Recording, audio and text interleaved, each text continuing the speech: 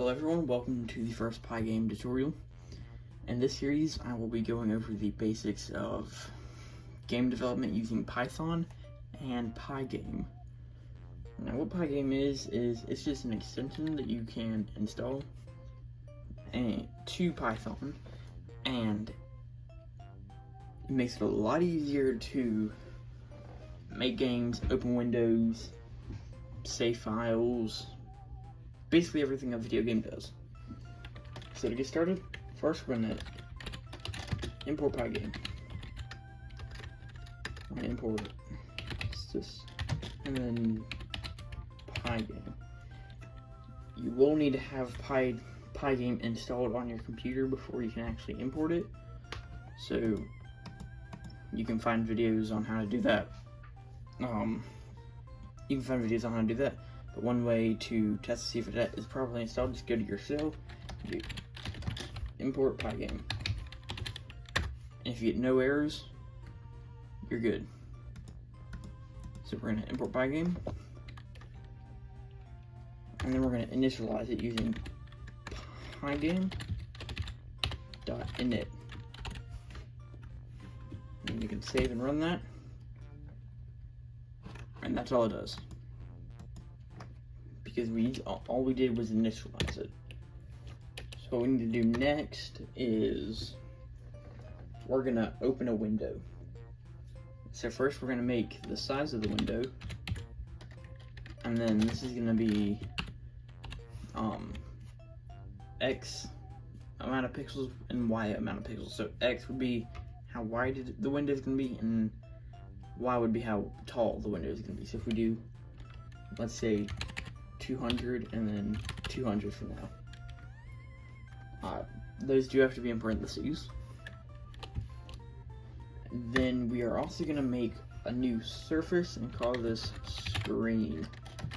And what surfaces do is they will, when you're adding stuff onto the screen, you will call a surface, and what that's doing is just telling it where in relation to the window you will be putting this thing.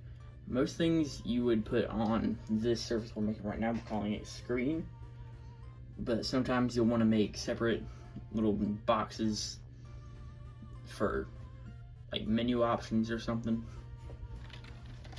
But right now we're just making one that covers the entire screen.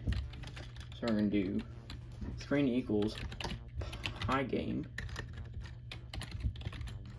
dot display dot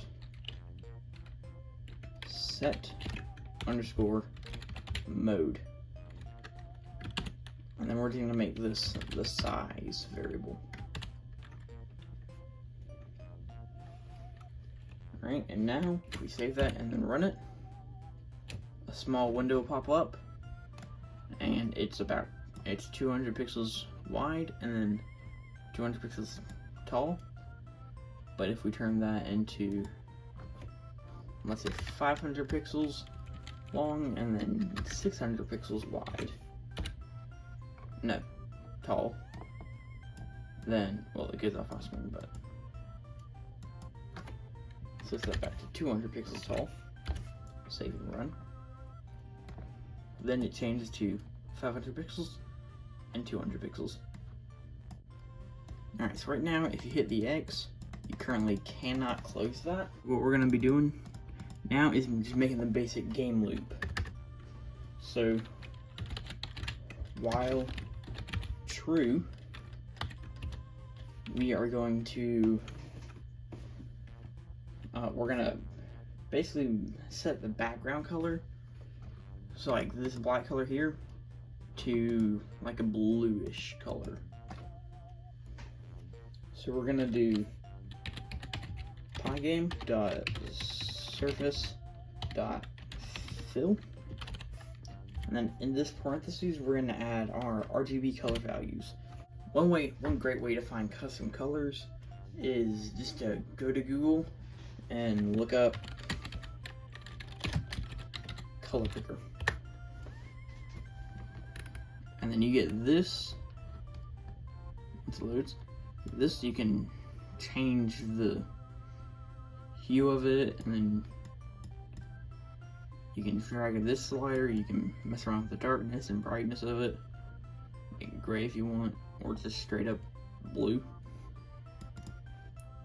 But you can pick whatever color you want, but once you have a color that you like, come down here to where it says RGB, and we're just gonna copy and paste that into our program.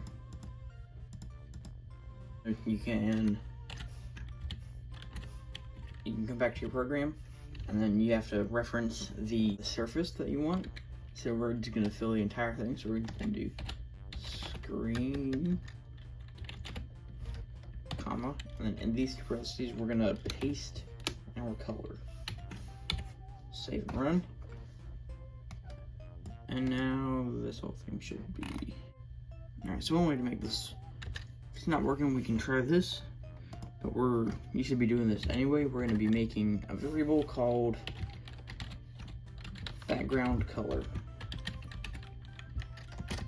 I'm going to open parentheses, our color value, and then close the parentheses. And then down here, you would change this to background color. So at the end of our while true loop, we are going to need the Pygame dot display dot flip. And what that's going to do is it's just going to be constantly updating our screen, so that whenever we're moving characters around or changing the color of our background or doing anything that involves changing the way the screen looks, that command is going to run it or update it. So now it will update to the color that we want, but we still can't close it, which is kind of a problem when you want to close it. So what we are going to do is for event in Pygame dot get, and then if event underscore type equals, and then all caps, quit.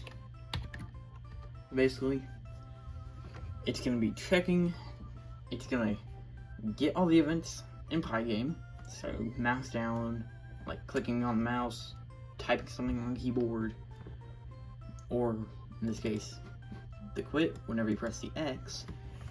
We're just going to have it do Pygame dot quit, and then quit. Right, so for event in Pygame dot event dot get. Alright, so we're not event underscore type, it's event dot type.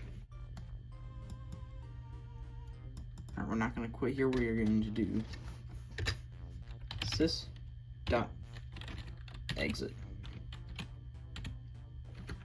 You will see it's not working, but that is because up here we need to do from Pygame import and then just star.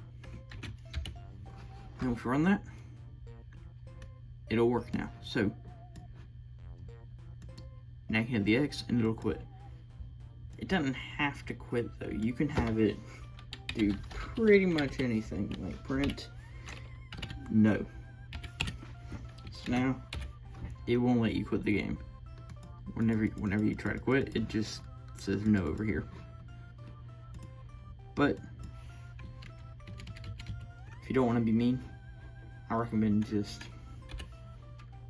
having it quit the game. Now, what it not quitting the game could be used for is like are you sure you want to quit message, like a little text box pops up on the screen. It says, are you sure you want to quit? Or have you saved your game yet? Or anything else for that matter. You can have it just take you back to the main menu where you can quit there, or you can just have it quit. like it's doing right now. Finally, we're gonna go over the clock and just ticks in general. So what we're gonna do is we're gonna make 2 new variables, FPS, and then for now we're just gonna set it to 60, and then FPS, and then clock, and that's gonna equal Pygame dot time dot clock with a capital C. Down here we're just gonna call clock and then dot tick, and then we're gonna run our FPS variable. Now visually this won't change anything, but internally this is gonna be counting, it's gonna make an internal clock for our game. So this is how many times a second the frames are gonna update. So if we just have it print, let's do high, every time it runs through, right now it's gonna do that 60 times a second. That's a lot. But if we change the frames per second to, let's just say 2 times a second, it will only do it twice a second, meaning you can make essentially a wait time for it. Now it does update slower, so key presses will take longer to register because it only updates every 0.5 seconds. But if you have something like credits going where it changes every now and then, you want it to be a little lower so that it will sit on one person's name or a group of people's name for significantly longer than just not even half a second. But we'll go over that in a later video, because for now, that is all for today's lesson on Pygame. And next week I will be going over images, moving, and text, adding text to our game. So subscribe if you would like to see that, and we'll see you later.